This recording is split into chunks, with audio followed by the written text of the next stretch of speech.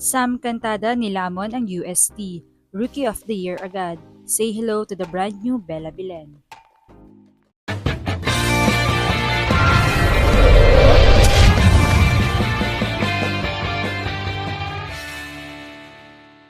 What's up, Volleyball Nation? Welcome back to my YouTube channel. Narito ako para magbigay sa inyo ng updates tungkol sa mundo ng volleyball.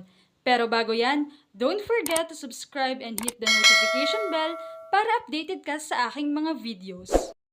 Ang pagsali sa isa sa pinakamahusay na programa sa collegiate volleyball ng bansa, sa National University Lady Bulldogs ay kaakibat ng matinding pressure. Ngunit ang pagpasok sa pwesto na iniwan ng isa sa pinakadakilang manlalaro sa kasaysayan ng paaralan ay mas lalo pang nagpabigat ng hamon. Gayunpaman hindi umurong sa hamon si Sam Cantada. Pinatunayan ng 18-year-old na wing spiker na karapat-dapat siyang pumalit sa 3-time MVP at alamat ng Lady Bulldogs na si Bella Bilen. Sa kritikal na sandali na laban, bumida si Cantada at pinangunahan ang matatag na panalo ng NU kontra University of Santo Tomas Golden Tigresses sa mga scores na 25-23, 25-19, 23-25, 26-24. Ayon kay Cantada, labis ang bigat ng pressure ng kanyang nararamdaman dahil napakataas ng pamantayang iniwan ni Bella.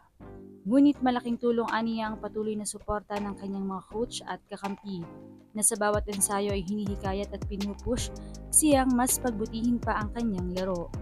Ang nagwaging UAAP Season 87 High School Schoolgirls Volleyball MVP ay nagtala ng 7 points sa huling 10 points ng Lady Bulldogs at nagsimula ng matinding comeback mula sa 16-20 na kalamangan ng UST na nagsilbing matibay na panimula sa kanilang hangaring makamit ang three-peat ngayong season. Tinapos niya ang laban bilang best scorer na may 21 points mula sa 17 attacks at 3 service aces na lahat ay naitala sa latter part ng game.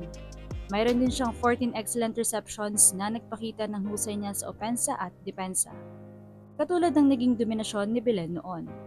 Ibinahagi ni Cantada na palagi niyang iniisip ang mga pagsubok na ibinibigay sa kanya sa ensayo, lalo na ang mga pagkakataong hindi maganda at hindi pare-pareho ang kanyang serve.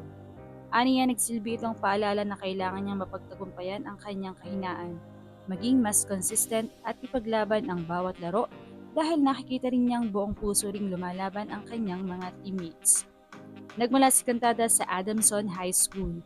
Dahil sa matinding sipag at dedikasyon ni Cantada sa ensayo, hindi na ikinagulat ng unang taong head coach ng NU na si Regine Diego ang naging pasabog ng laro ng kanyang rookie.